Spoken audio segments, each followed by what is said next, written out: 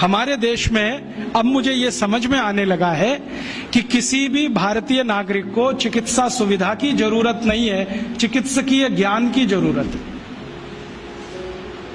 Health facilities नहीं चाहिए, knowledge चाहिए। नॉलेज की बहुत कमी, और इतनी कमी है कि पढ़े लिखे लोग उससे ज्यादा पीड़ित हैं। छोटी छोटी बातें नहीं जानते। पानी को उबाल के पीना ये इतनी छोटी सी बात है, लेकिन आज के समय की बीमारियों में सबसे इफेक्टिव है, खासकर 3 महीने की ये जो। तो आप उनको बता दो भैया पानी उबाल के पियो, उबाल के पानी पीने से क्या होता है वो समझा दो उनको, 10 मिनट में समझ में आ जाए। फिर उनसे कहो कि खाना खाते हो तो कुछ ये खाओ ये मत खाओ, क्योंकि दिनचर्या ऋतुचर्या जो आयुर्वेद की है ना वो जरूर सीख लो। दिनचर्या और ऋतुचर्या जरूर सीखो, आयुर्वेद की बहुत आवश्यक है।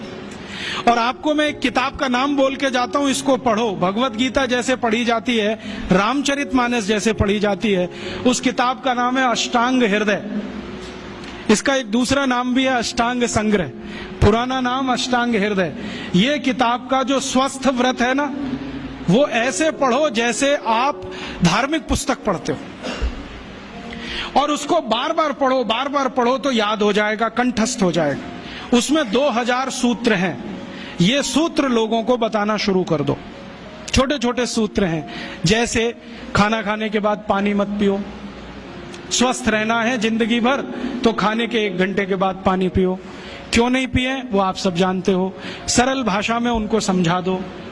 फिर उनको बोलो पानी पियो तो घूंट भर भर के पियो, सिप करके पियो, ताकि ज्यादा लार शरीर में जाए, वात पित्त कफ तीनों संतुलित रहे। ठंडा पानी कभी मत पियो। मैंने दुनिया में ठंडे पानी पीने वालों को बहुत देखा है। यूरोप और अमेरिका के लोग चिल्ड वाटर पीते हैं, बर्फ का पानी फ्रिज में रख के पीते हैं। परिणाम जानते हैं क्या होता है? सवेरे जब टॉयलेट रूम में जाते हैं तो 1-1 घंटे बाहर ही नहीं आते। उनको पूछो भाई तुम क्या कर रहे थे 1 घंटे वहां? तो कहते हैं न्यूज़पेपर पढ़ रहे थे, मैगजीन पढ़ रहे थे। क्यों पढ़ रहे थे? स्टूल पास नहीं होता। क्यों नहीं होता? कॉन्स्टिपेशन है, जोर लगाना पड़ता है फिर भी नहीं होता। गाना भी गाते हैं मेरे सपनों की रानी कभी आएगी, फिर भी नहीं आती। और अंतिम दुष्परिणाम पता है क्या होता है? उनको पेट साफ तो होता नहीं, तो सांस में से भयंकर बदबू आती है। किसी अमेरिकन यूरोपियन के नजदीक बैठ जाओ, अगर वो लिस्ट्रीन स्प्रे करके नहीं आया तो 1 मिनट नहीं बैठ सकते। हर समय उनको माउथ फ्रेशनर स्प्रे करना पड़ता है, क्योंकि अंतड़ियां साफ नहीं है, कब्जियत है, मल भरा हुआ है, उसमें कचरा जमा है। फिर उनके पसीने में से भी बदबू आती है। क्यों? कब्जियत बहुत है। और पसीने की बदबू दूर करने के लिए डिओडोरेंट स्प्रे करते रहते हैं। और आप तो सब जानते हो कि अगर कब्जियत है तो बाल भी कड़क रहते हैं, तो उन कड़क बाल को सॉफ्ट करने के लिए क्या क्या सब करते हैं। शैम्पू लगाते हैं, शैम्पू के बाद पता नहीं क्या क्या लगाते हैं। ये सब वो जो करते हैं ना, उनकी मजबूरी है, स्टेटस सिंबल नहीं है। इसको अपने दिमाग से निकाल दो कि ये कोई स्टेटस सिंबल। तो सरल भाषा में समझाओ, ठंडा पानी पीने से ये होता है, मत पियो, समझ जाएंगे। फिर उनको बोलो सवेरे उठो तो सबसे पहले पानी पियो। फिर उनसे बोलो खाना खाओ तो बैठ के खाओ, कभी भी खाना खाओ तो पूर्व दिशा में मुंह करके खाओ, सो तो पूर्व दिशा में। ये अष्टांग हृदय में इतने अद्भुत छोटे छोटी बातें हैं तो संस्कृत में है, लेकिन अब तो उसका हिंदी भी आने लगा है। तो हिंदी ले लो, हिंदी वर्जन ले लो, इसको पढ़ो, बार बार पढ़ो, और ये जाके गांव में सबको बताओ। फिर उनको कहो देखो ये तो है स्वस्थ रहने के लिए, अब तुम बीमार पड़ो तो बताओ तुम्हारी बीमारी क्या है। ये बीमारी है तो ये दवा है, ये बीमारी है तो ये दवा है। और मेरा आपसे एक निवेदन जरूर है कि अगर आप होम्योपैथी से भी इलाज करो तो उसकी मूल दवा जरूर बता दो। उनको ये ग्रीक और रोमन नाम में मत फंसाओ।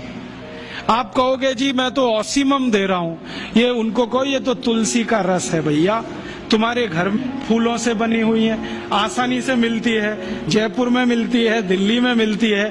भंडारी वालों को अक्सर ऑर्डर दे के रखो, हमको इतनी भेजो। उनको जो पता चल गया कि आप प्रचार के लिए कर रहे हो तो मुफ्त में भी दे देंगे आपको। तो इस तरह से आप गांव गांव जाओ, छोटे छोटे शिविर लगाओ, गांव वालों को इकट्ठा करो।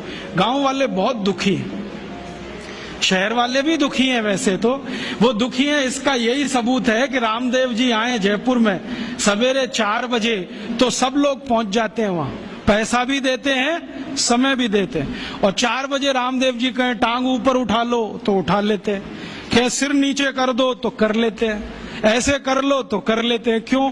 परेशान है, दुखी है, शरीर उनका साथ नहीं दे रहा है। और इतने दुखी है कि रामदेव जी तो क्या, कोई टिम्बकटू आ जाए उसी के सामने वो आ जाएंगे। और वो दुनिया भर में घूम के आते हैं अपनी अपनी छोटी छोटी बीमारियां लेके।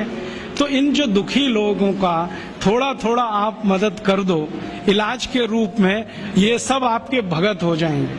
और ये भगत हो जाएंगे तो कहो आप भी प्रचार करो इसका, वो भी करें, आप भी करो, तो ये इतना तेजी से मल्टीप्लाई करेगा कि 2-5 साल में एलोपैथी का बाजा बज जाएगा। और बजा देना है अपने को। हाँ, ये संकल्प लेके चलो कि इनका बाजा हमको बजाना है। मैं बहुत जल्दी एक टीवी चैनल शुरू करने जा रहा हूं एलोपैथी का बाजा बजाने के लिए। इनकी सब पोल खोलनी है मुझे। हाँ, इनकी इतनी पोल है मेरे पास, कम से कम 1,500 से ज्यादा डॉक्यूमेंट्स हैं जो एलोपैथी के गंदेपन को सिद्ध करने वाले, इनकी निकृष्टता को सिद्ध करने वाले, ये कितने अनसाइंटिफिक हैं वो बताने वाले, कितने डॉगमेटिक हैं वो बताने वाले। मेरे पास ऐसे बहुत इंटरव्यूज हैं बड़े बड़े डॉक्टरों के, वो कहते हैं कि हम कोई डायग्नोसिस नहीं करते, तीर मारते, लग गया तो ठीक, नहीं तो तुक्का। और वो कहते हैं हम तो एक ही सिद्धांत पे काम करते हैं, trial and error, trial and error, देते जाओ गलतियां करते जाओ, देते जाओ गलती, भले मर जाए पेशेंट उसमें। हमारे पास तो कम से कम ये नहीं है ट्रायल एंड एरर वाला। हम तो जानते हैं कि तुलसी है तो उसके ये गुण हैं तो ये रिजल्ट आना ही चाहिए, मेथी है तो उसके ये गुण हैं तो ये रिजल्ट आना ही चाहिए। हमको सब मालूम है, फिक्स है, यहाँ वेरिएशन नहीं है। मेथी के जो रिजल्ट चरक ऋषि को मिले वो आज भी मिलते हैं। इसमें इतना सातत्य है, वेरिएशन कहीं भी नहीं है। तो जो विज्ञान में सातत्य होता है, सत्य ज्ञान वही होता है। तो हमारे पास जो सत्य ज्ञान है